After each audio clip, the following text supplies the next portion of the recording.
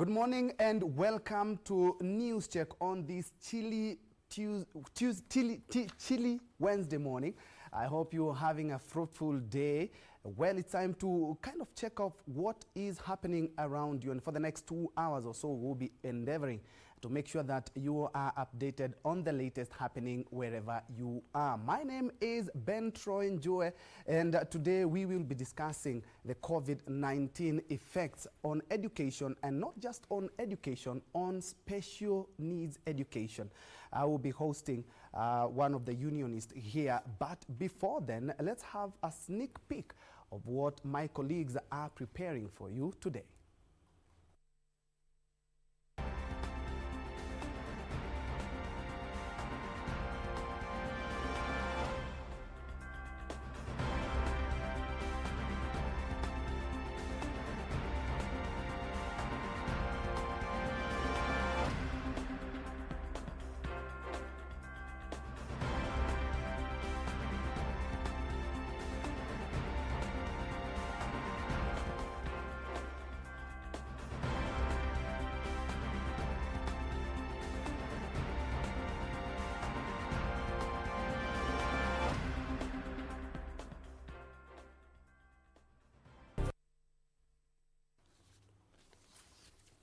Well, over the weekend, during the presidential speech, the President Uhuru Kenyatta did mention that schools could reopen in September, but of course, he talked about the stakeholders having, first of all, to put the necessary measures so that the schools could reopen. Some countries have reopened schools, but some have reopened and had to reclose them again because of the surge or the coronavirus cases in those countries. But today, we are discussing effects of COVID-19 on special education, and joining me on set is James Torome, who is the Secretary General of the Kenya National Union of Special Needs Education Teachers, KUSNET. Karibu sana. Thank you. First things first, yesterday as I was preparing for this interview, somebody told me there is something like there's a union. I thought perhaps, he thought perhaps all education is under the unions that are there, like Kenya National Union of Teachers. Kindly tell us something about KUSNET. Okay, KUSNET, this is a union which was registered in 2011 by the Ministry of Labor. And the main purpose of registering this union was to articulate the issues of teachers handling learners with a disability together with the welfare of the learners with a disability. So since 2011, we have been in operation, and we have been pushing government here and there, but sometimes our governments becomes so difficult for the issues which we raise, and sometimes they don't take them seriously. Like what happened last time, the Cabinet Secretary for Ministry of Education, he appointed a task force, and that task force, the unions were not included. Unions are the key stakeholders in education. And when now the whole government is putting the unions away, and these are the organizations which represent the workers on the ground, what is the minister telling the country? Of course. I remember it was on May 18th in your office, you talked about the minister not involving you. Has the situation changed? The situation at this juncture have not changed, but we have not relented. We are still pushing and writing our proposal to the same committee and to the same minister for him to look upon them. Okay, we will be delving into that much later, but let's talk about KUSNET, the membership, and perhaps how many schools do we have for special education needs here in Kenya? The data which is already in the public domain, we have around 800 special schools and 500 special units. When we talk of the 800 special schools, in that category, we have around 30 secondary school special. So if you do that mathematics, you'll get what is remaining. It is the primary section. Yes. And again, in that primary section, there are schools which you cannot categorize them as either secondary or primary because they fall in another category. For example, schools which deal with learners with mentally handicap. They cannot be a secondary and it cannot be a primary. So we try to put them in the vocational part. And talking about, you've talked about the secondary schools and the other institution that you have. What about tertiary? For example, do you have technical institutes and stuff? We have technical institute, and these ones are only two. We have Only the two? Karen for the deaf, and then we have Machakos for the physically challenged. The other types of disability Yes. have not been catered. There's a very famous one in Mumias. I've been there once. Has it also been factored in these statistics? You see now what happened, you'll get that there is an institution which offer the regular. Okay. The regular. Then in that institution, you get that there is a part or a class which have been set aside for the special cases. So in that category, you'll get that now, if it is the KICD, they prepare those programs for them. But the whole institution is not catering for learners with disability. It's only catering a group of people where they learn together with the regular students. And we did start with the 844 system for so many years. Then now we have CBC. Has it also factored in needs of special needs children? In fact, in our assumption, the CBC, we had put a lot of energy and effort because all along, our learners, these are learners with the special needs, Yes. have been put in the same class, ranking them together. But now with the CBC, now we are very okay. Because now each and every learner is tested on what or she can be able to do. So but all along, that grading, that comparison, we were nowhere. Sometimes it was a very shame. You get that the schools which were ranked last Yes. were the special schools. But that now, with the CBC, we are very comfortable. Okay, that's something good to hear. And private schools, do we have we also factored in private schools, just like we have private schools that offer the CBC and we have the government schools? What I can say about the private schools, private needs schools yes. are very expensive. Do we have them here? They are there, Yes. but they are very expensive. And remember that these learners, they come from very poor background. So for these parents also to afford to this institution becomes so difficult. Some have even then been abandoned. now, Yes. the investors, Yes. they also fear to invest in private special schools. This is where now I've been telling the government, the capitation which you give to the public schools, also get that capitation and give to the private schools so that we attract the investors to push the agenda of the special needs education. And perhaps what are some of the things that are taught in these special schools, because we have children with different special needs? Now, the learning also depends with the type of disability and the type of school and the type of the training. Because these teachers, they are not junko of all trade. They are teachers who are specialized to handle physically challenged. There are those who are specialized in handling visually impaired. There are those who handle children with autism. What number of membership do you have, and how is it spread across the country? This is a national union. And since now 2011, after the registration, Yes. we are moving now across the country and opening the branches. At this junction now, we are clocking a membership of around 7,000 members. 7,000 members. Yes. And the training institutions, let's jump the gun a bit, the colleges that teach these special needs education teachers. We have only one institution. Only one? I'll explain. Yes. We have Kenya Institute of Special Education. Yes, KISE. Which is the only college. Apart now from our universities, which are offering special education, there is no any other college in this country which offers special education, unless you go to the university. You are a teacher, you are a unionist. Are we ready to open up the schools in September based on your assessment? Basing on my assessment and the way things are, Yes. the way we are looking, the global, the trend, Yes. we are saying we are not ready. The number is increasing day by day.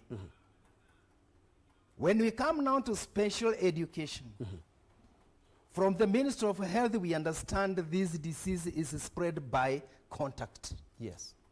And in special education, the contact between the learner and the teacher is 80%.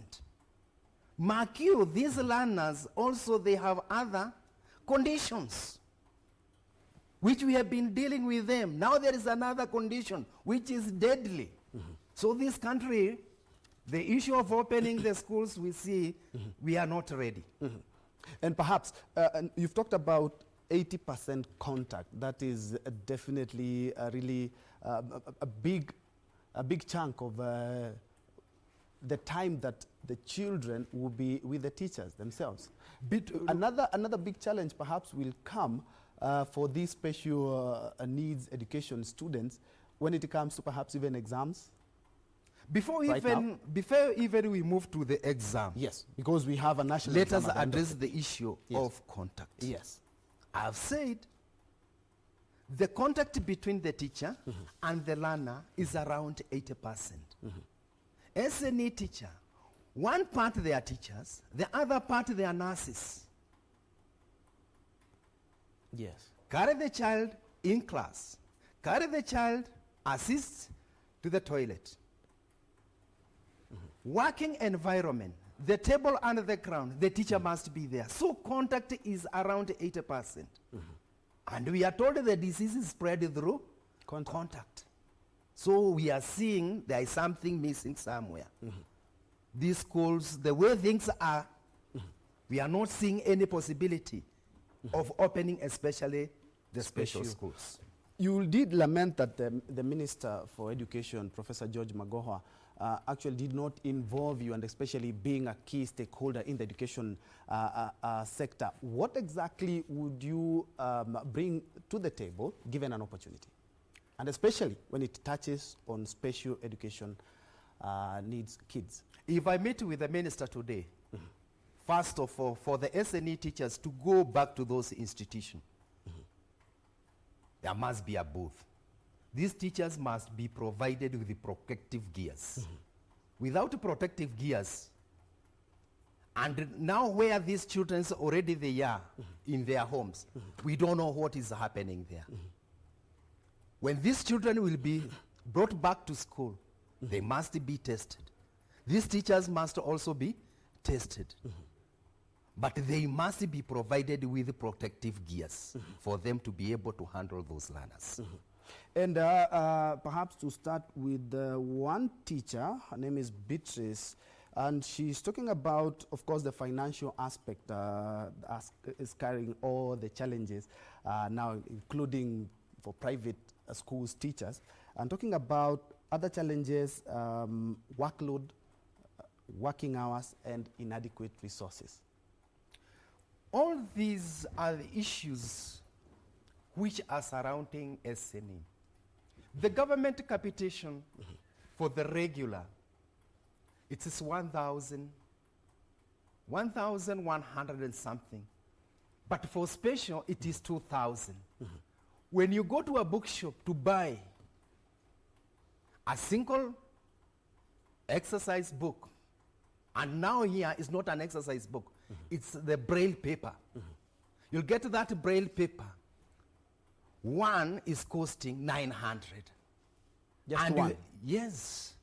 And you have been given 2,000 for each and every Student. child. Yes. You need to buy that braille. You need to buy those needles, which you use during now dribbling and brailing. So special education is very expensive. and the capitation which the government allocate cannot sustain. This institution, there are non-teaching staff. Yes.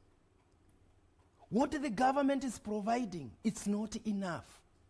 So we are also urging now the president to intervene completely on the allocation of the Ministry of Education to be increased, and specifically for special education. One wheelchair, very cheap, which you will get along the Rudhuli Avenue, or you go to Gikomba. The cheapest you can get is 45,000. That's a lot, and that's for one student. The cheapest you can get is 45,000. And here you have a learner from a very poor background, where the parents cannot even be able to afford for that wheelchair.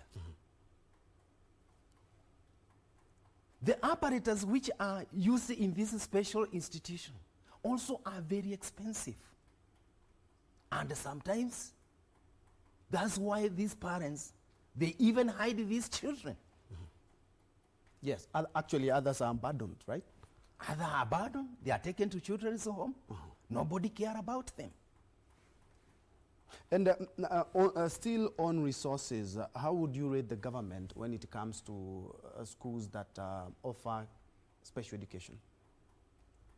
In terms of the expensive braille materials that we've talked about, in terms of things like wheelchairs, in terms of things like staff, non-teaching staff. You see now, what we have been telling the government, let them come up with a project or a program.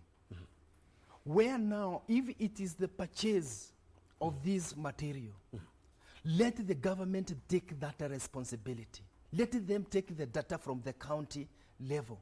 Know how many children need wheelchair, how many need glasses, how many needs the hearing aids, so that now they can buy them from abroad or locally when they are bulky, and the prices will go down.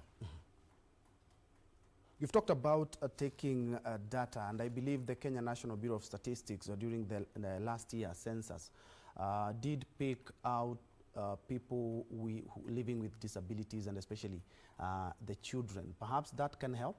That one cannot really help. Okay.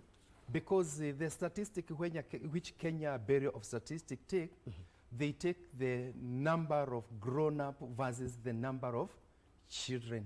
Then the global standard say in every population 10% are persons with disability. And remember, majority of these children and who are still in our homes are not accounted anywhere.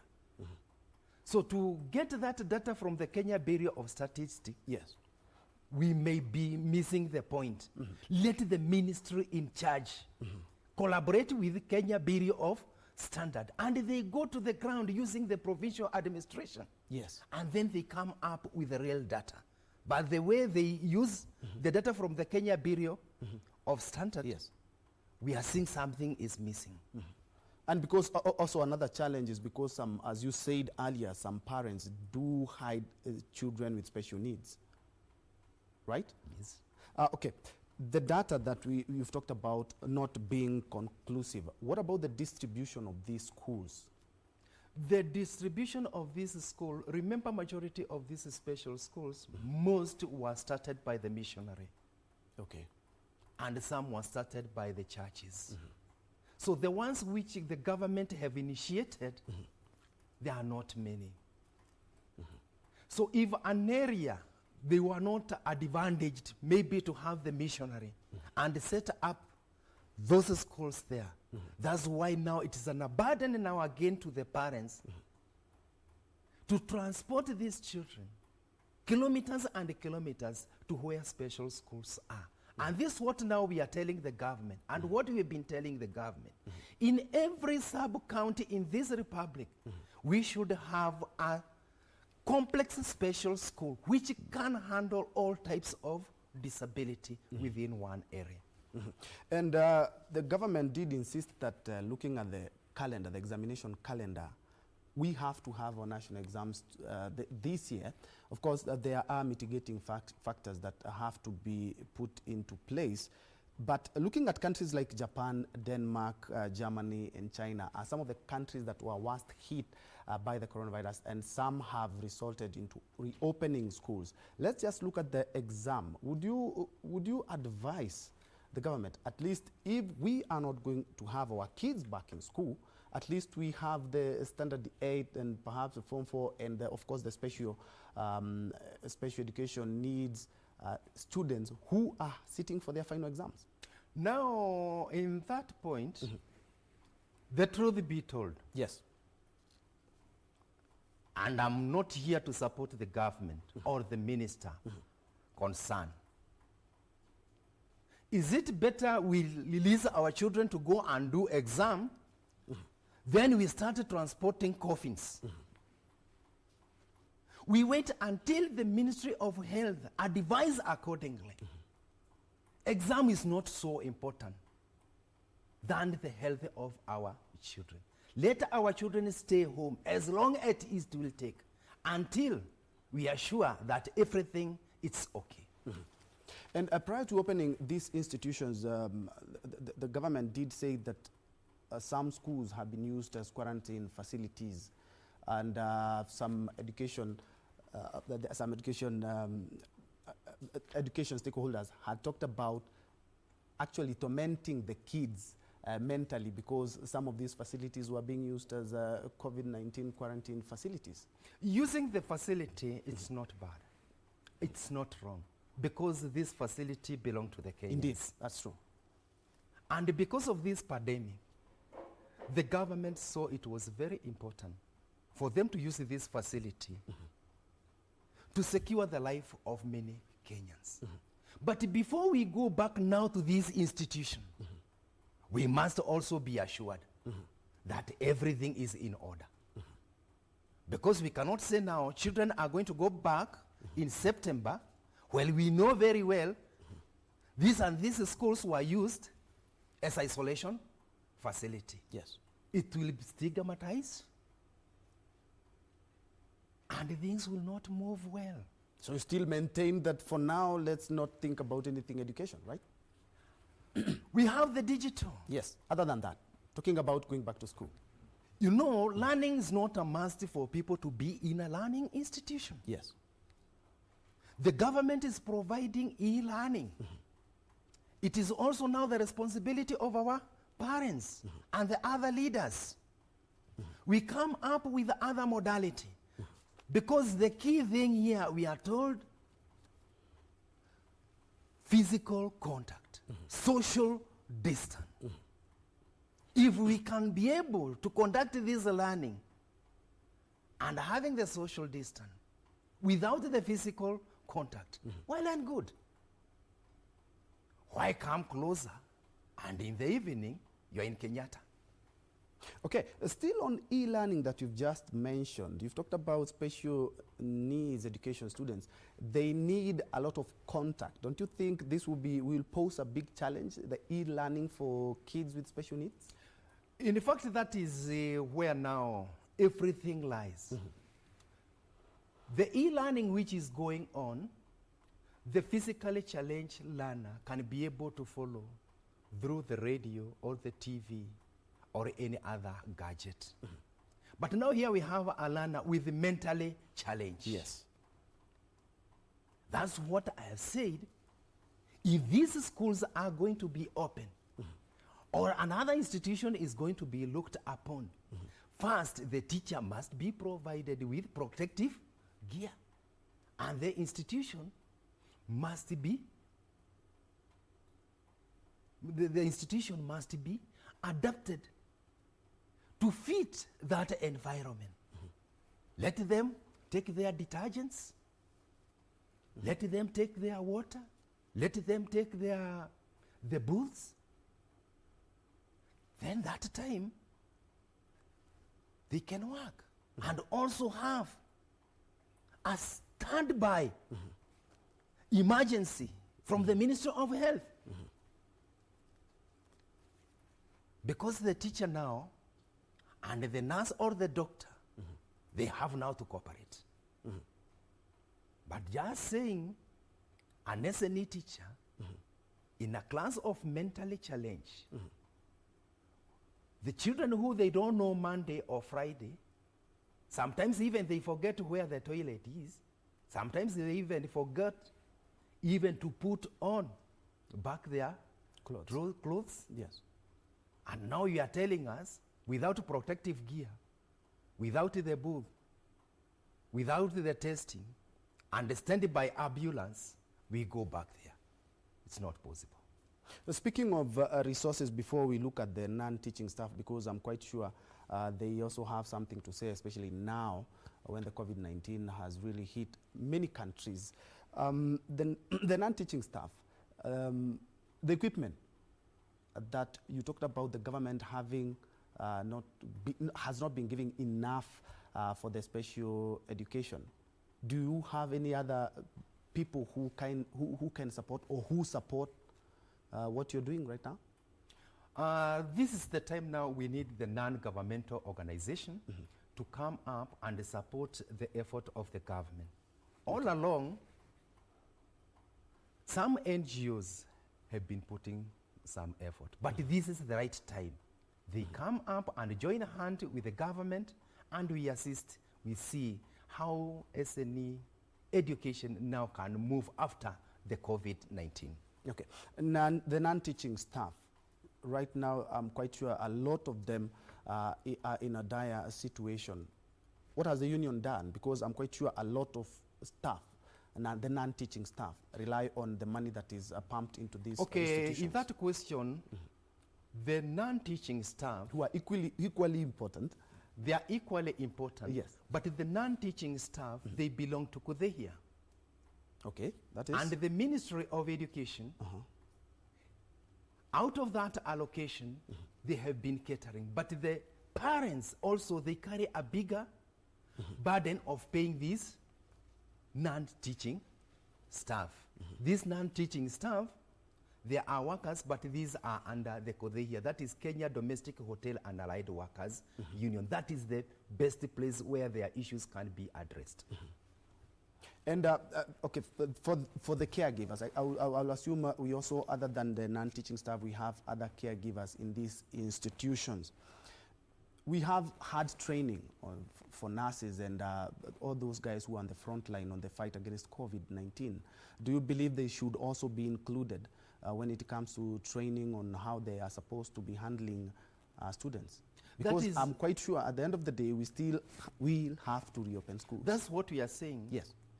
Anybody involved in that institution, in that compound, has it been done? Need to be trained on how now to handle, because this is now a new environment. Yeah, because they're like nurses, right? This is now a new environment. Yes. They need to be trained before these learners are taken back to the institutions. And for some of the countries, they have talked about, yes, indeed, it is true. It is possible to reopen schools, and we've seen some countries reopening schools. Talking about 15. Some of the measures have been talked about is keeping the distance. Like if a class had 40 students, it could be reduced to around 15. Do you think it can help? Now, when you are talking of reducing the number of learners in a class, ask ourselves again, do we have enough teachers now to subdivide it to the number of classes which now are going to emerge from this epidemic?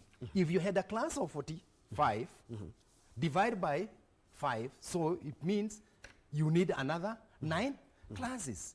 In these 9 classes, a lesson of 35 minutes, you need how many teachers? 9. And maybe that school had only 2 government teachers. The others were BOM, who now are not able to pay them. In fact, if you check all platforms, the private schools, teachers are crying all over, no salary. The non-teaching staff are crying all over, no salary. Then you are telling us we increase the number of classes while you are not now increasing the number of teachers. The shortage is still very high. And this is the time again, if these classes are going to be divided, is the high time the Teacher Service Commission now to deploy more and more teachers to come and easen the shortage. Of course, the government did say that it was going to add teachers, and I'm quite sure they are going to alleviate the big burden of teaching. Don't you think so? That's a drop in the ocean. Okay. It's a drop in the ocean. Why is that? But it is on a positive move. The little you give, the better. The little you give, the better. For example, now, the special needs teachers who had gone for further studies and they were in the regular schools, Teacher Service Commission was able to relocate or to deploy 400 teachers from the regular school to the special schools, which we say it's a plus. It's only this pandemic, the commission was now to deploy another 300. That was by April. We are saying it's okay. But this number still is not enough.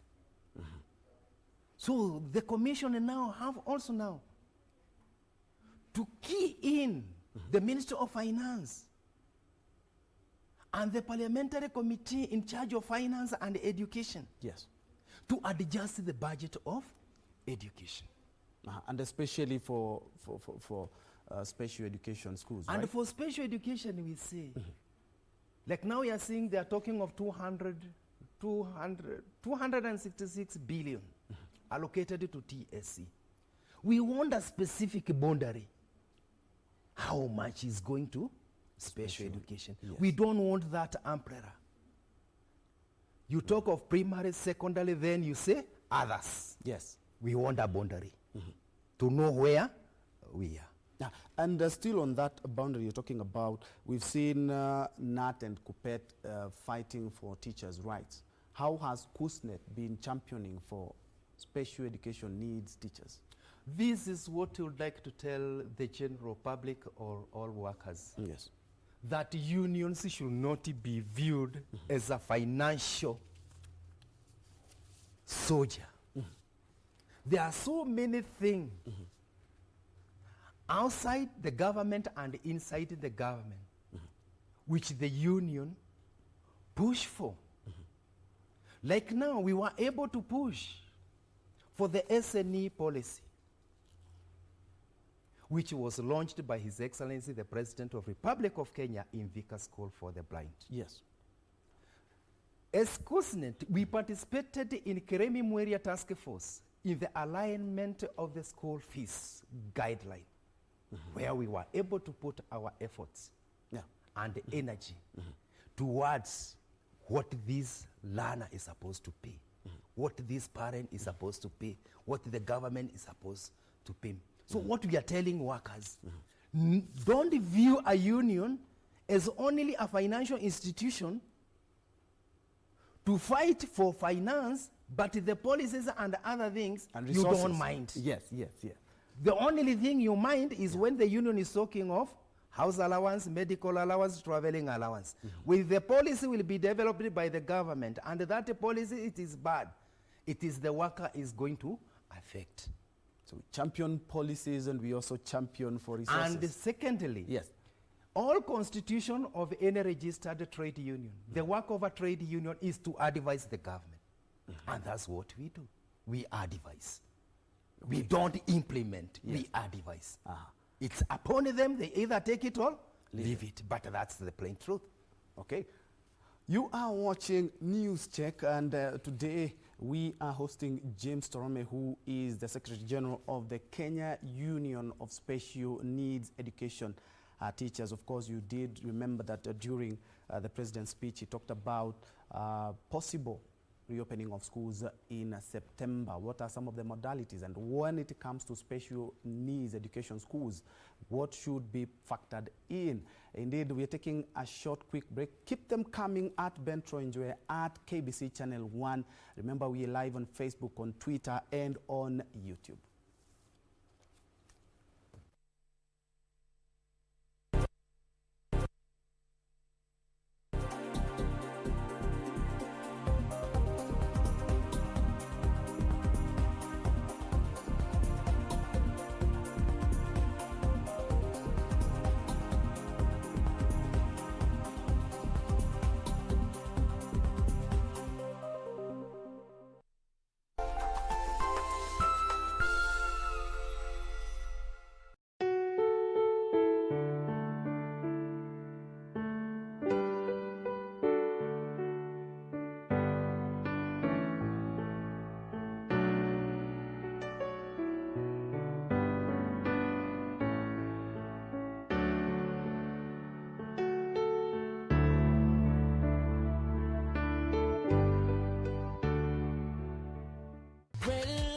Embakasi Utawala tuko locked. Ungem Utanyahururu Kasuku Massive. Jeshi ya Nyeri Coast Maua Nakuru kwa locked mbaya. Kigumo Ward na ambao wote wako ndani ya KBC Channel 1. Akulaliki Wednesday bila the ref. Mbotela Auta Idara Kitengela. Kiambu County 33 Pipeline Meru anawakilisha. Rongai Maboxa pale go down. Karatina Auta Mlolongo wana enjoy show. Lare Sub County Auta Githurai 45. Lanet Barracks tuko ndani yake. Okongo Auta Carnation Maragwa Seti Nairobi. Thika wako locked mbaya sana. Watu wangu wa Nakuru Ngwaro. Auta Gilgil. Live kutoka Mazeras Bahati Massive. Embo Thika Massive. Siaya Shikambi Kakamega Bungoma County. Kusia Boda. Kisumu City. Malindi yote iko ndani ya the ref. When I'm in Kenya, I tune in to the rave. Get your mind free, focus, conscious. Kenya. East Africa. Right. Keep it locked.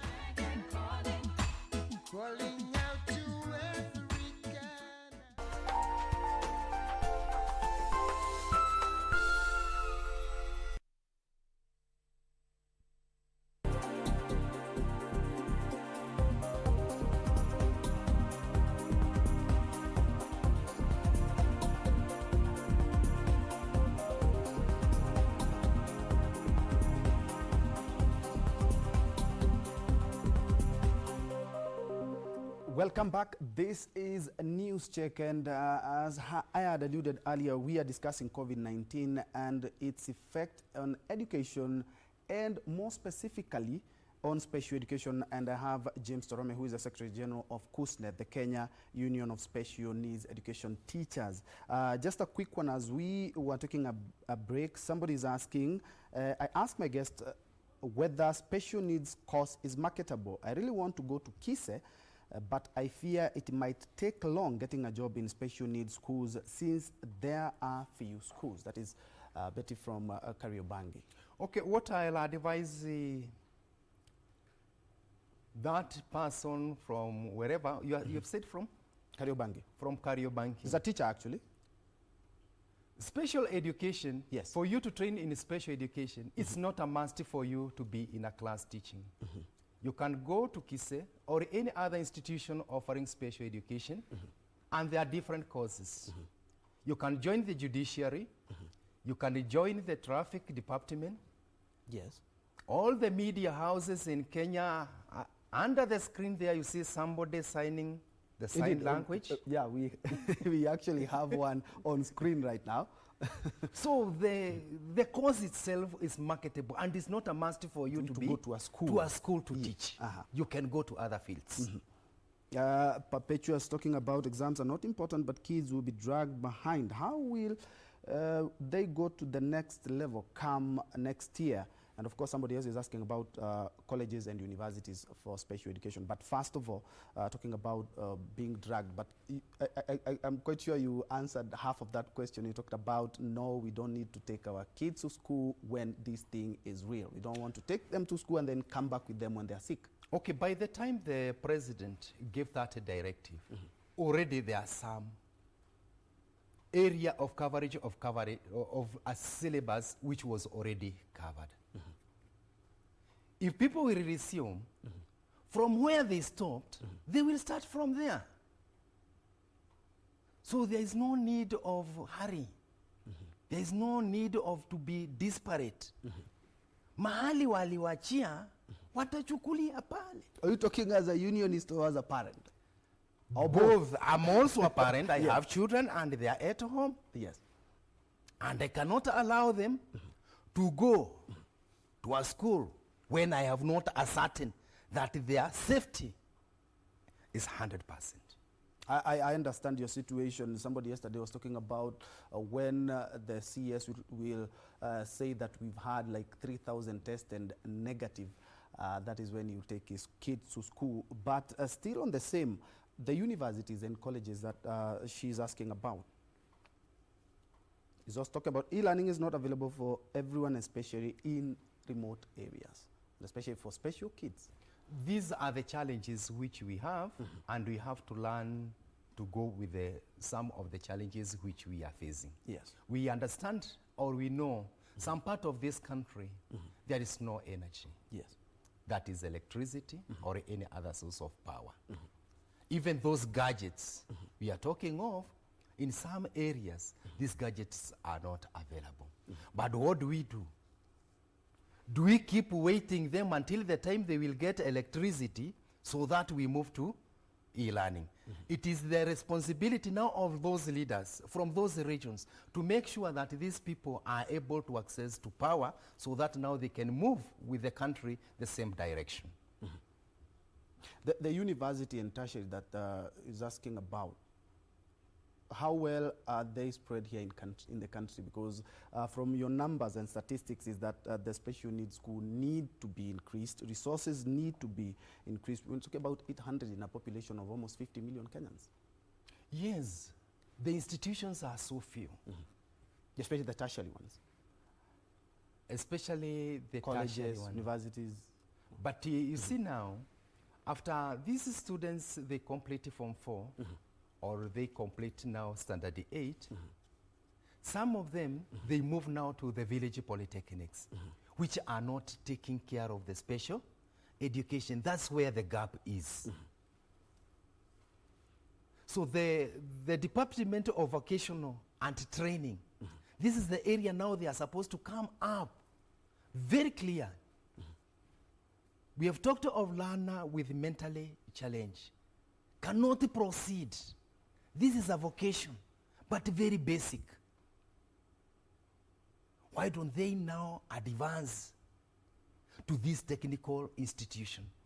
Because now the government is opening a technical institution in every constituency. Yes. These technical colleges which are being opened in every constituency, it is now the responsibility of government to know that there are learners from primary and secondary with special needs who need to go there and train. So this is an area where now we are also now advising our teachers who have done special education to start now thinking of the Kenya Technical Teachers Training College, where now they can have the skills, and these skills now can be impacted to these learners. What is the uptake of courses that teach special education needs teachers? Repeat your question. Like for example, we have flooding in accountants. We have flooded the markets, perhaps with marketers. Now the uptake. What is the uptake of special education needs teachers? Are many people taking up the courses to teach special education needs students? You see, I have said we have only one college, that is Kenya Institute of Special Education. Well, amongst the uptake itself. The uptake, remember, we have two classifications. Yes. Or two categories. There are those teachers who are already in the payroll, who are taken by the Ministry of Education through the employer and get a study leave, and they go to KISE for 2 years. That number is very minimal. There is the open program where teachers, they go for that training during the school holidays, which absorb a bigger chunk of number. But we have now again another disadvantage. The fee in KISE have shot up. Many people are taking up the courses. Many people are not taking the courses. Okay. Because of those challenges. Okay. So there is the in-service and there is the pre-service. The open program had attracted many teachers undertaking special education.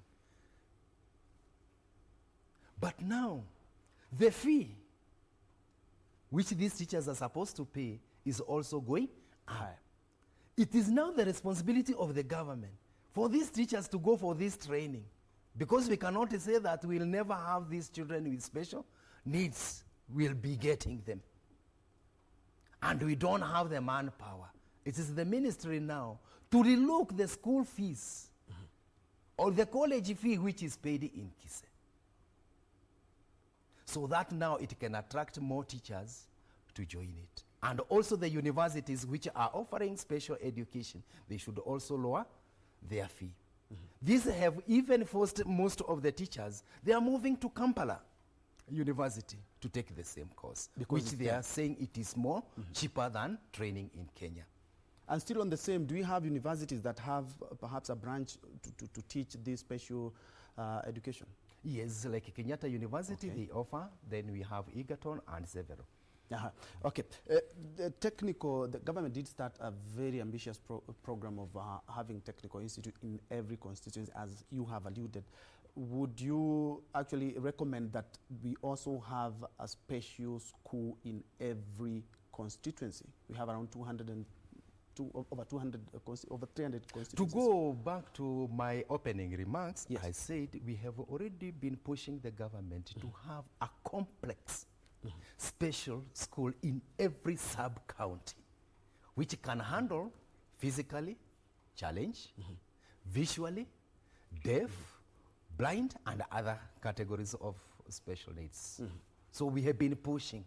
And if one day our government will listen to that, yes, okay, and they come up with that project of having a complex special school in each and every sub-county. Okay, hold the thought. We will be getting back to that, but right now we're crossing over to the KICC, where there's a convention of illicit trade report being released as we speak. Who are purchasing illicit trade. Now, when we look at now the different types of illicit trade that they have been purchasing, to what is the extent, what is the ability of consumers to recognize these forms of illicit trade? Now, 64% of consumers said they are able to identify counterfeit goods. 46% of consumers said they are able to identify pirated goods, 49% for substandard, 23% for uncustomed, 22% for the restricted goods, and 30% for the contraband goods. So you can see that counterfeiting is easily identified by consumers, while uncustomed goods is a bit difficult to identify, including restricted goods. Now, in terms of the hotspot, which are the hotspot indicators? Basically, looking at the national average cases of respondents who indicated having purchased illicit traded products across the 47 counties. So you can see that counterfeiting came first with 28.34%, followed by substandard at 20.33%, and piracy at 10.15%. So these are the major illicit goods that have been purchased by consumers. That means counterfeiting comes first, followed by substandard, and piracy comes third. Now, in terms of the sectors, which sectors do consumers, purchase these particular products? So you can see that electrical and electronics comes number one, with 92.95% of consumers saying having purchased goods from that particular sector, followed by food, beverage and drinks, cosmetics, and leather and footwear. Now, in terms of the counties, which indicated the products that have been purchased that's above the average, because we look at the proportion of consumers who purchase various types of illicit goods, and when we took the average, then we counted now how many counties do we have, for example, for the counterfeit goods, for the pirated goods, and so on. Now, with regard to counterfeit goods, 27 counties have actually, we have consumers where they have purchased counterfeit goods above the national average. Followed, of course, we have the pirated goods, we have 26 counties, for substandard goods, 25 counties, for uncustomed goods, 22 counties, restricted goods, 19 counties, and contraband goods, 18 counties. So you can see that more than half of the counties have actually purchased the different types of illicit goods. Now, if we look at now the last one on the counterfeit goods, where we have 27 counties, which are these particular counties? So in the next slide, you can see now a map of Kenya indicating the different places, the counties where these counterfeit goods are actually being purchased. And the top three counties for counterfeit is Nairobi, followed by Mombasa, and followed by Nyeri in that particular county. And then you can actually do the same thing also for the other forms of illicit trade. For example, for the piracy, Nairobi came first, followed by Nakuru, Machakos came third. And for the other forms of illicit trade, Nairobi came first, followed by Mombasa, and lastly, Nyeri for the top 3 hotspot counties. Lastly, let me take you through the National Illicit Trade Observatory, and basically the observatory is to capture the data that I've just presented in form of graphics, so that it's very easy for somebody really to see the data the way it's coming out. And as you can see there on the observatory, is that you can see the data, the total size of illicit trade for the year 2018, which was 826 billion Kenya shillings. And then the next one is the size of illicit trade in the targeted sectors, which is 566 billion shillings in the year 2018. The third one is the size of illicit trade based on the seizure data. And the last one is the total number of seizures. So if you look at the left side of the dashboard of that observatory, you can see quite a number of indicators. For example, the size of illicit trade in the targeted sectors, size of illicit trade based on the seizures, and so on. So when you click on that, you'll be able to open the various statistics and also showing you the graphs and how we are doing it year on year. Now at the top left right-hand corner, the IPR owners, that is the manufacturers, can also log in and provide various statistics on illicit trade. And of course, the law enforcement agencies can also log in also to provide also seizure data. So in the next slide, I'll be able to show you now. This is now the dashboard now for the law enforcement institutions. For example, seizures and complaints. So you'll be able to provide data about the seizures in terms of the date of the seizure, the place of the seizure, the type of illicit trade that you deal with, the source of the goods, which sector, and so on. And once you fill in the data, then you'll be able to submit it, and you'll be able to see the data under the organization's data.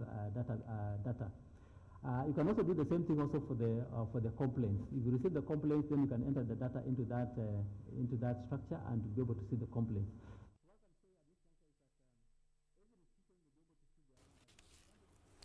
Those were live. That was a live feed from the KICC, where the Kenya Anti-Counterfeit Agency is issuing a report on the impact of illicit trade on the economy, which of course is threatening the Big Four agenda and being compounded by the COVID-19 pandemic. In case you're joining us right now, this is News Check. I'm Ben Troy Njue, and we are with the Secretary General of KUSNET, which is a Kenya Union of Special Needs Education Teachers, James Torome. We are putting into perspective the education and its effect, the COVID-19 effects on education, and more specifically on special education.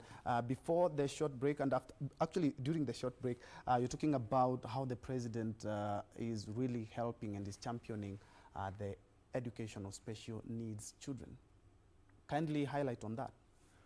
Okay, we thank our president very much.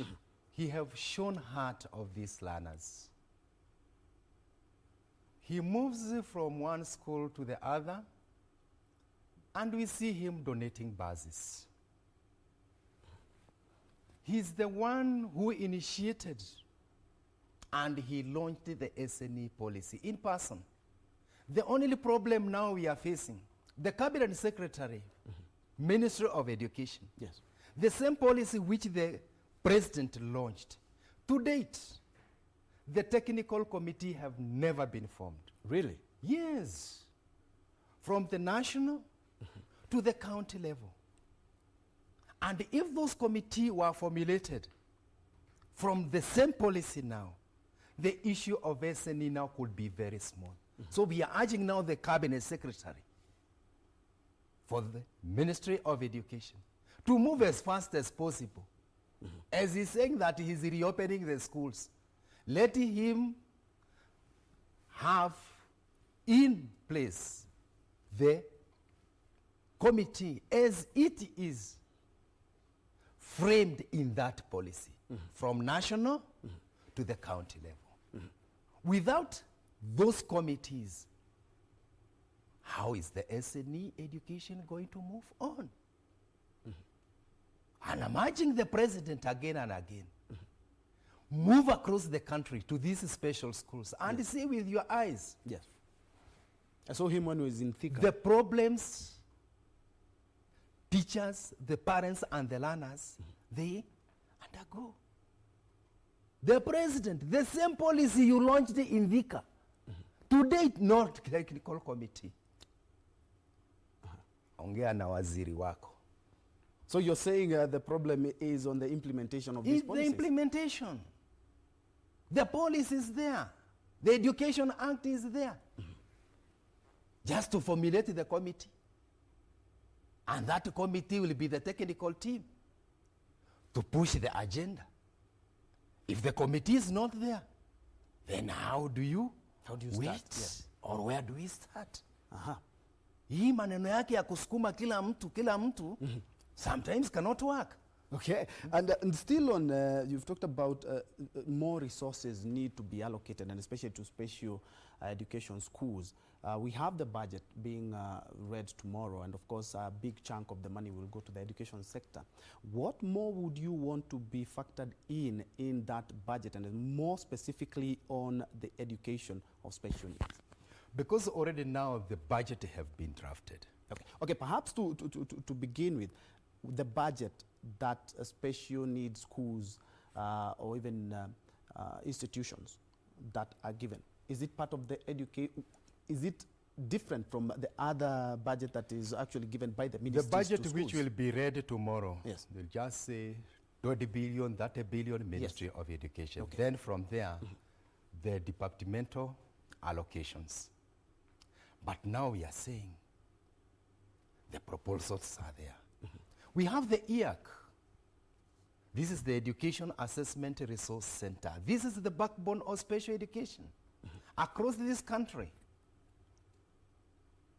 They were given motorbike by Danida. Those are 20 years ago. Those motorbikes are in garage. No single EAC in this country. They have a van. How do you expect officers to go and rescue children with special needs using motorbikes? And the motorbikes we are talking of, 20 years ago. Not of 20 years ago. Yes. Some of them are already in the industries sold as scraps. Yes. If possible, in this budget, before the minister moves an inch, allocate each and every county. We have only 47 counties. A van to the EAC. This is Education Assessment Resource Center. These are the officers who go for rescue, who tested learner, do the testing, recommend and place these learners to where they are supposed to be. You cannot take your child directly from home to a special school. Must be assessed by the EAC and be recommended where they are supposed to be taken. And these officers, they have no bikes, and the bikes which were there already are scraps. And the time we are, they are not supposed now to use motorbike. Give them van. Ya 500, every county, 47.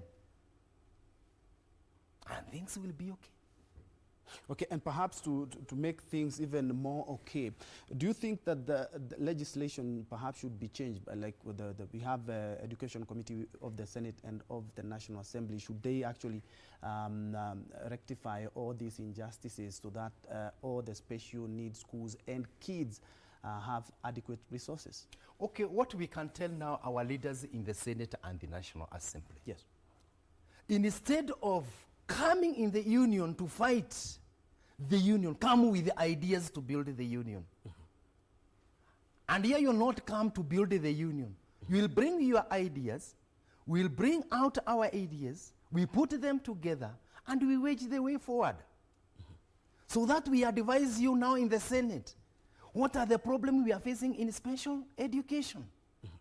If it's the members of parliament, come closer to us and ask us, what is the problem in special education? Which legislation do you see it is a problem? The Council of the Governor, the same. The Council of the Governors now have been given the mandate of the early childhood education. We have special ECD. And these guys are doing nothing. ECD is a devolved function. Special education is at the national level. But what do? These learners or these children must come to the ECD class, which is under the county government. The county government are not addressing anything to do with special education. So we are telling all these leaders, let us come together and we wage our way forward. Union is not a battalion of soldiers for war. We are there to advise. We are also ready to take your advice. But if you view union as enemies, we are not going to move this country even an inch on education of special needs. So perhaps what on that you're saying that if the Education Act can be, if there can be amendments in the Education Act, it would really help, and especially for special needs schools. The way the act is, yes, it's very okay. But we need an adjustment. Yes. Just an adjustment. Amendment. Yes. Like now in a regular school, you get that a special school is given a class. The head teacher in that regular school is in charge of that special unit. Now it creates conflict of interest. Funds come through the main school. The teacher in charge there, it's others. If it is sports, withdraw the money, go for sports. Special education, we are going to deal with it later. But in the policy, which was launched by the head of the state, it's very clear that the teacher in charge of a special unit is the head teacher of that institution. The only difference, you are sharing the compound. But these are two different institutions where we want to promote inclusion, inclusive, where learners with special needs can learn together with others. But they have their own things which are not being taken care, and people are taking advantage of that. And something you pointed out, you talked about the Education Assessment Committee. Kindly take us through the process of identifying the kids that really need help or should be taken to these schools, and what are the challenges that IAC is facing as us now, especially now. There's a cessation of movement in some places, and of course the COVID-19 pandemic. Okay, as I alluded earlier, yes, IAC, I've said, is Education Assessment Resource Center, which were created with the assistance of Danida. That was the Danish government. Yes. And they were created in our older county, our older districts, which now they are in existence to date. This is a facility with officers fully equipped with the skills and knowledge of special education. This is the first step for a learner to be taken to a special school.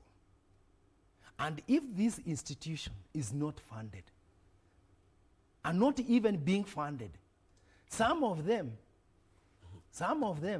are grounded. They don't have even officers. So we have the challenge of financing the same institution. We have the challenge of the human power of the same institution. Again, in the same policy which was launched by the president. The IAC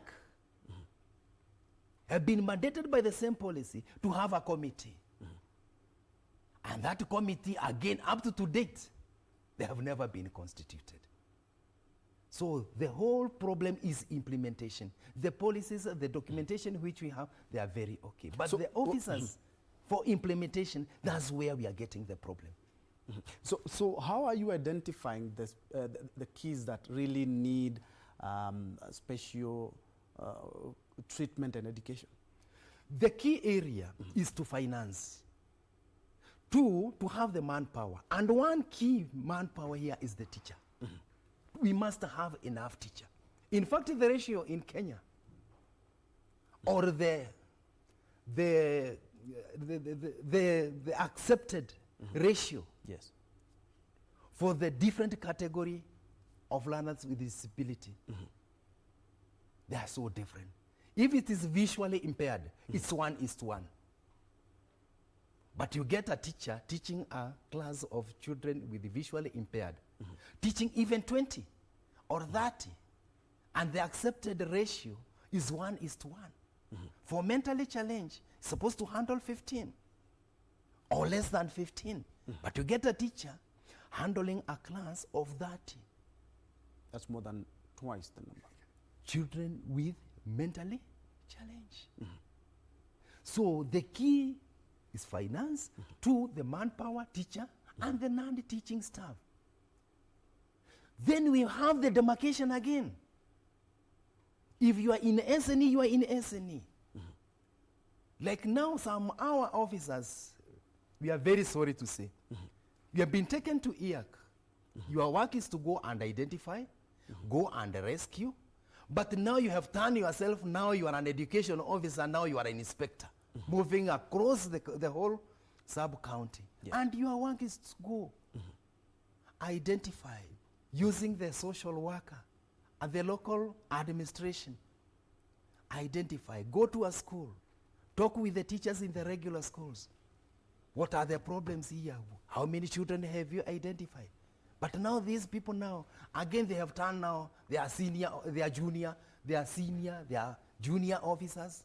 So you cannot even understand what is happening. Kama uko kwa SNE kaka wa SNE. Kama utaki mambo ya SNE, ondoka nenda zako.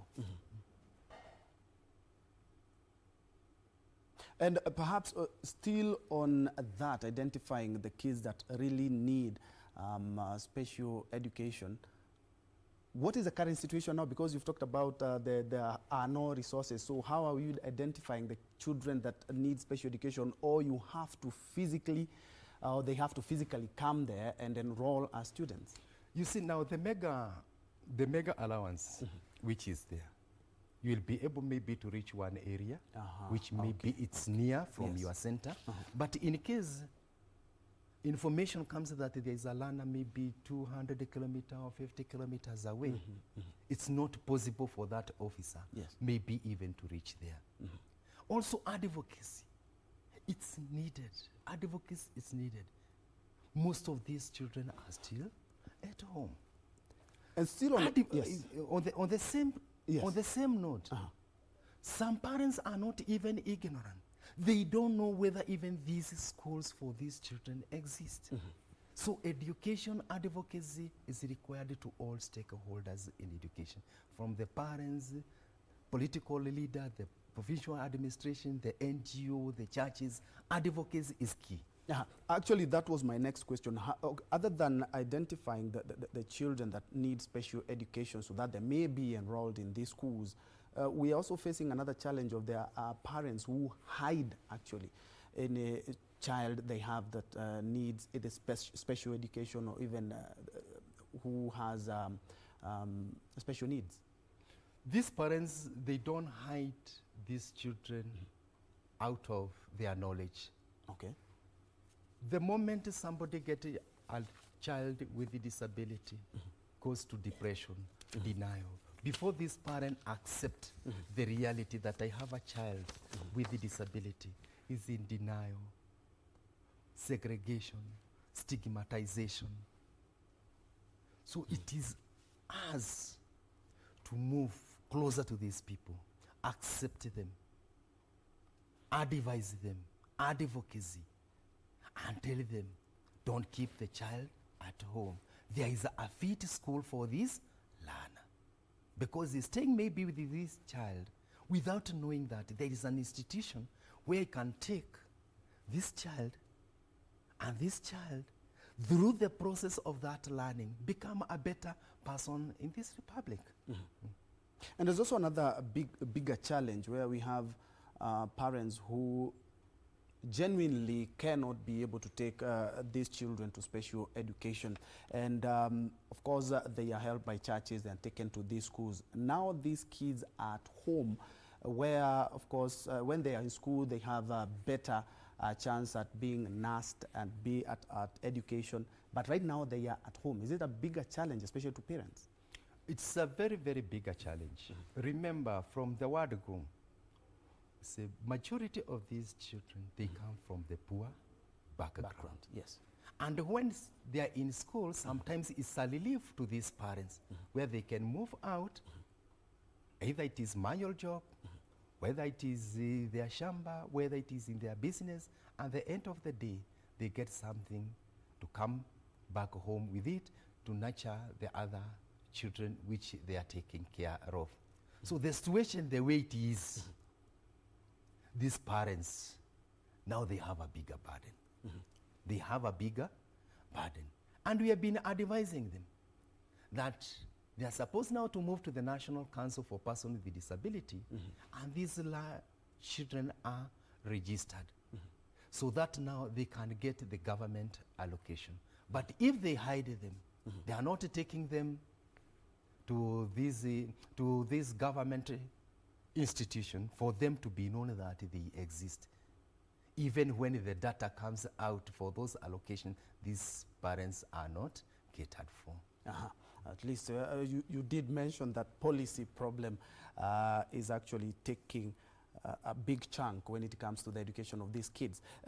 Perhaps away from that, back to the ministry, Professor George Magoha did mention that did formulate a committee, of course, to look into how the modalities of resuming education. And after you made the comment that you have not been involved, he did mention that they have a union that is going to represent other members. Have you been able perhaps to submit your views? We have already submitted our view to the same committee. Okay. We have already submitted our views to that committee. So it is upon them. Which are some of them? Which are some of the like key? What I said, and I have been repeating. For this institution to be open, especially the SLE, yes, the teacher must have the protective gear. There must be a booth. There must be testing. And this testing is not only the opening day, should be continuous until we are certain that everything is okay. An ambulance is set standby. In the case of anything happen to a teacher or a worker in that institution, the emergency team is ready to take any precaution. And there are a lot of teachers with advanced age who do take care of these children. You talked about the contact is up to 80% of when you have the student in class. You have to make sure that during meal times or when he has to visit the washrooms. But a lot have advanced age. They are of advanced age, perhaps over 40, over 50, over 60. There's a big challenge when if these special needs schools could be reopened. Okay, to go back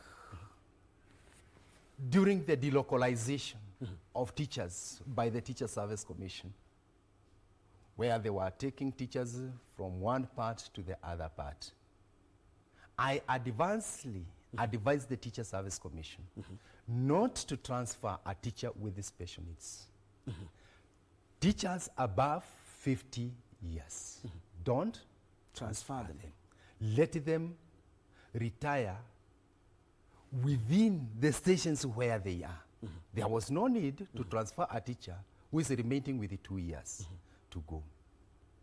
When the president also gave the directive that those above 58 to work at home. And now, from the Minister of Health, we have advised the advanced age, the risks are high. Even if now these institutions are going to be open, and these teachers between the age of 55 and 60 who are approaching retire. Wacha wakae nyumbani mpaka maneno ikuwe mzuri, miaka ikiisha wakiwa nje, wapewe barua zao za retire waende. Lakini wasirudishwe kule. Wakirudishwa mle wataenda. And of course, looking at the, the mental stability of Kenyans, right now we are keeping distance, something that humans are not. Humans are social creatures. And talking about students actually with special needs, this will more than affect them if at all we are going to reopen them, and bearing in mind that some have even mental conditions. We just move from the word go, the Yes. beginning. I said 80% there is physical Yes, contact. 80%, yes. 80% there is physical contact. And if this physical contact must be there, and there is no any other way, that physical contact must be there. This teacher must have protective gear. When this child is brought to this institution, must be tested, so that the teacher now will also be comfortable that I'm dealing with somebody who is not positive. And in the case of anything happening, these teachers, they need early training on how to handle COVID-19, which have not been done. I do acknowledge the fact that you said as a parent and as a unionist is that you wouldn't want us, we are not yet ready to reopen schools, but even World Health Organization did say that we could live with the COVID-19 for years, just like we've done for HIV. We are doing almost 40 years with HIV. We have to know how to manage this. Let's assume now we have to go back to school. Some of the measures that have been mentioned, and especially for kids with special needs schools, is that less sharing of equipment, plus more regular washing is a bigger challenge for you guys when we are talking about children who are just like not normal students. They have special needs too.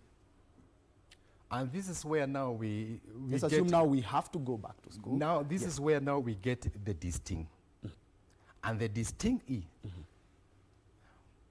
for us to go back there, we are not saying that we are not going to go back there. Yes. And the ministry, that is the World Health Organization, have advised us that this disease is not leaving us. We have to know how to live with it. It is also us to develop the modality on how to move with it. If it is that 80% physical contact, we know how we are going to reduce now from 80, maybe to 30%, which is again somehow difficult. It is pushing a child with a wheelchair, taking to the toilet. Remember SNE, they are half teacher and the other half they are nurses. Yes. And that's why we are telling our employer, SNE teachers, they need nursing allowance, which I don't know whether we will agree. There is a process. Actually, that was my next question. The nurses did talk about special COVID-19 allowances. And of course, if we have to reopen schools, the teachers also might say we also need special allowances. Do you support that for your members? In our department or in our area of operation, our high gear, this is the third year, we have been singing this, we need risk allowance, risk allowance, risk allowance. But the way things are,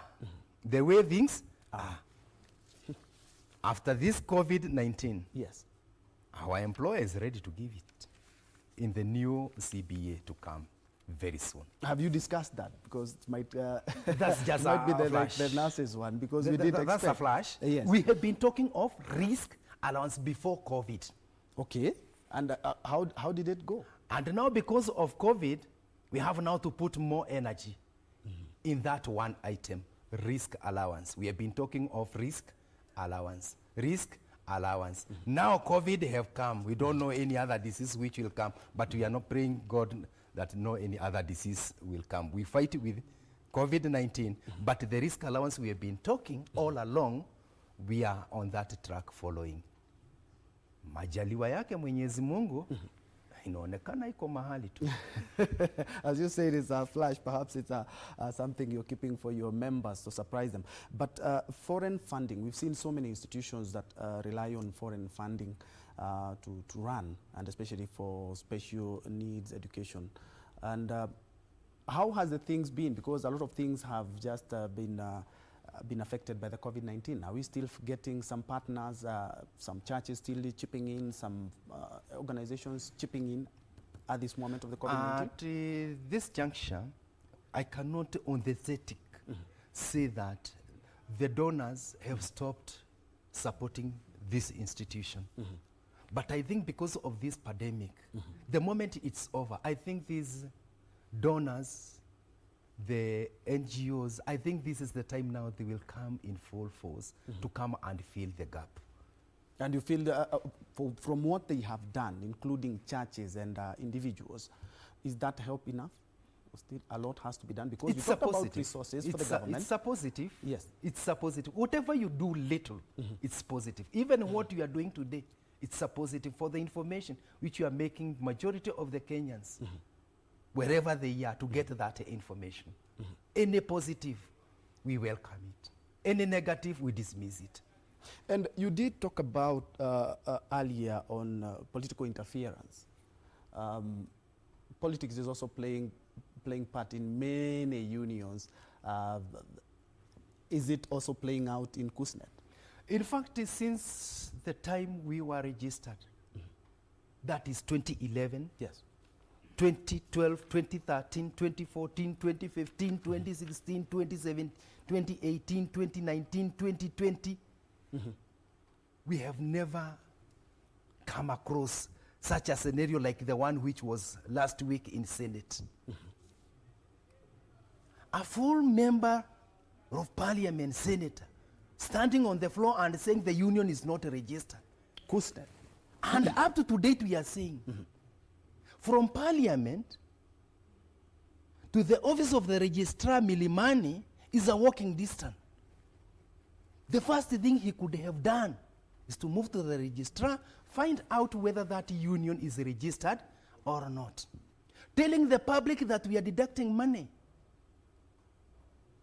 from teachers with disability. Let it be clear to him.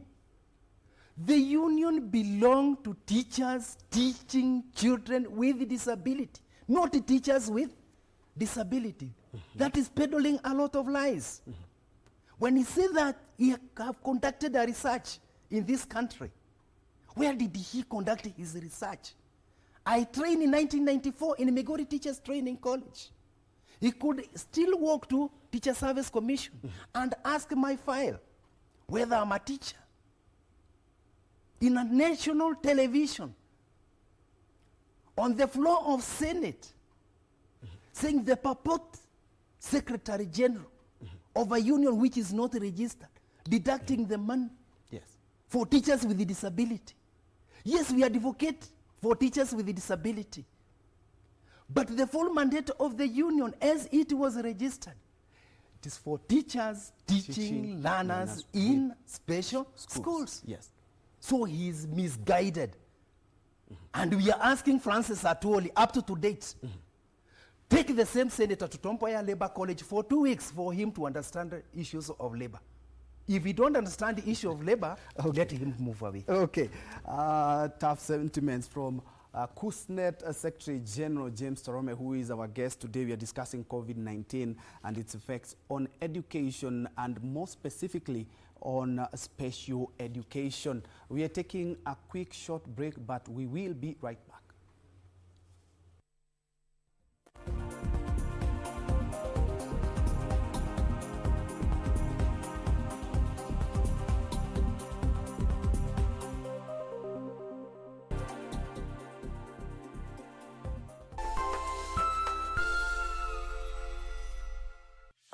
Siri za maisha. Siri ya kwanza ya maisha ni kujifunza kusamehe. Ya pili ni kujituma. Ya tatu ni kujifunza. Ya nne kukubali mabadiliko. Ya tano kuweka akiba. 6 kutokufa moyo. Na 7 kumtendea mwenzako jinsi ungependa akutendee wewe. Kupata siri za maisha, bonyeza star 811 star 964 hash. Bonyeza star 811 star 964 hash. Next on. I don't understand. You want me to trust your instincts more than mine? I did trust you once, Mir. you know what the result was.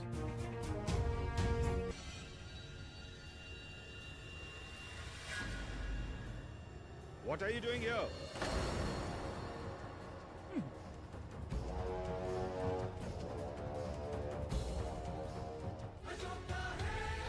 On the next episode of Corner. Hey, what's up? It's Julia. What happened? Don't you dare. Then stop testing me. You have 10 seconds. Wanjala, please. 9, 8, 7. You asked me why. Rescue Julia. You cannot all be perfect. I'm not looking for perfect. I wanted to be his number one. But that will never happen, will it?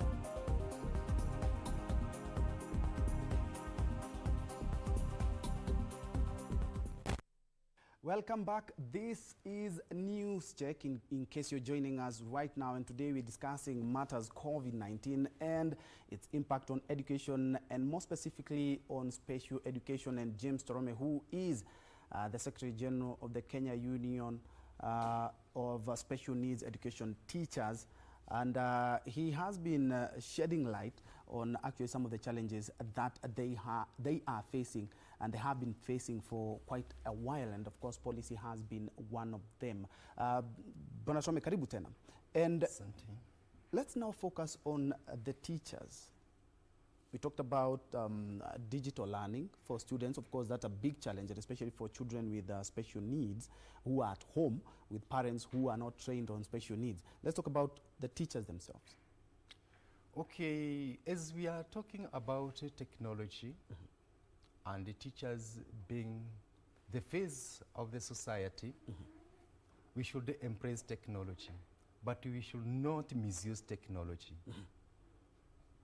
Our employer now, Teacher Service Commission, all platforms now are digital.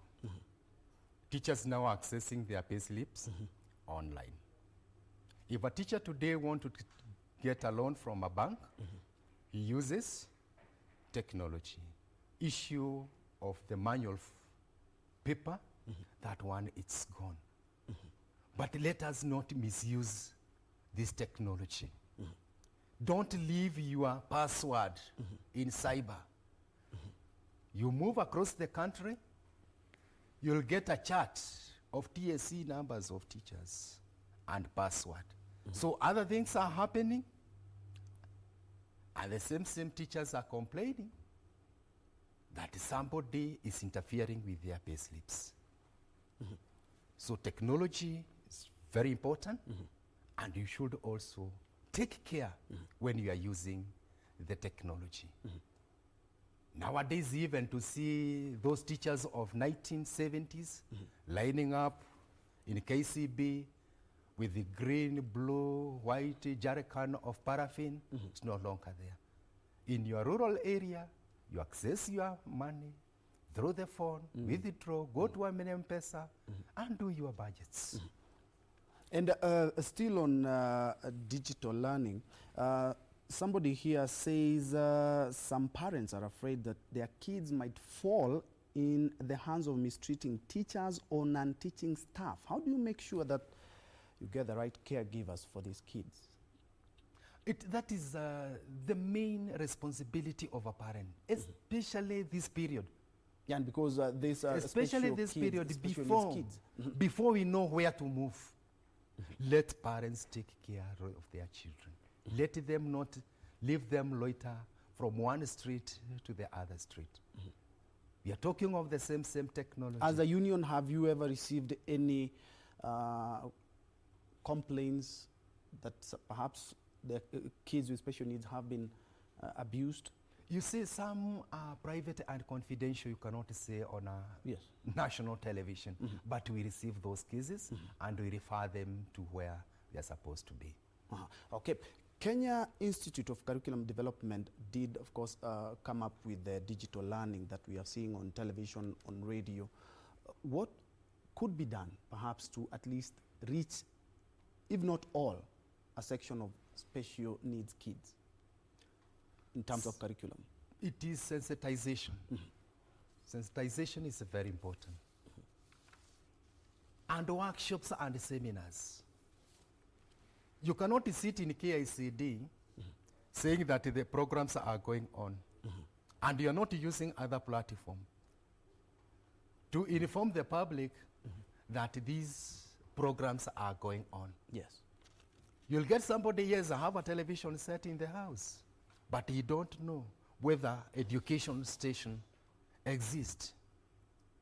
Maybe by good luck, when that program is coming through either KBC or NTV or KTN, that's the time saying, oh, and today's grade 3 is on a progress. But those programs are there 24 hours. What the same institution is supposed to do now is to come out and use the local administration, the provincial administration, the national, and all other platforms to inform the public that these programs exist and how to access them. And from what is being done now, because I can say KICD is doing at least something, because even when we are not talking about special need kids, people in marginalized areas or who cannot access a television or a radio have a big challenge. Their efforts, would you say they are doing something at least to also mind about these kids, because all kids are equal? At least the KICD, nowadays they are not living as any children with special needs. At least they are trying to move with them. The only now bigger challenge is now the facility. Because if an institution maybe was donated 13 inches television by maybe a Mzungu or a Goodwill, it's now the people who are there to come and see these children because of their visual capability, to have a big screen.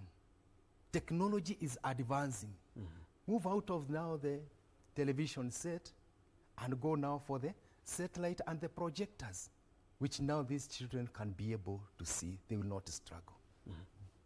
And the curriculum itself, you mentioned something about the curriculum, how it gelled from the 844 system to the CBC. How has it been? Because the CBC has not been around for quite a while, and I know it's a big challenge, especially for kids with special needs. You see now, special needs children, all along, we had the adapted curriculum. Okay.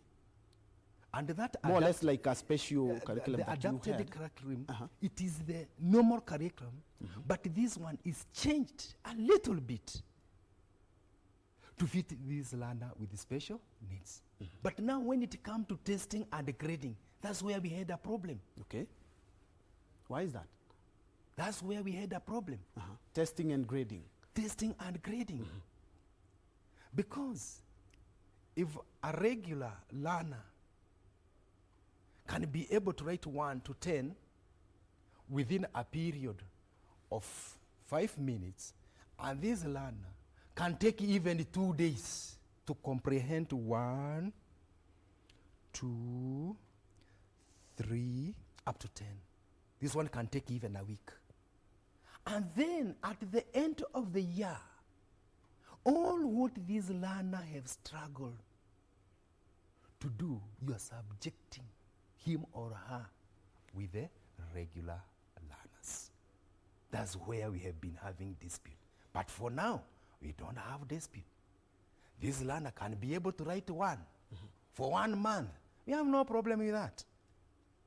This learner can be able go to the toilet, relieve herself, come back to the class, pass through the washing bath, clean her hands, and come back to the class. I have no problem. A boy can be able even to close one button. That's 10 marks. Another week, another button. 10 marks. Finally, the hook and the belt, 100%. That's only what we want. Taken to agriculture, CBC. Plant maize, the seedling, water for 3 or 4 days, germination is taking place. Oh, it's a plant. Continue watering. No, this is now a plant.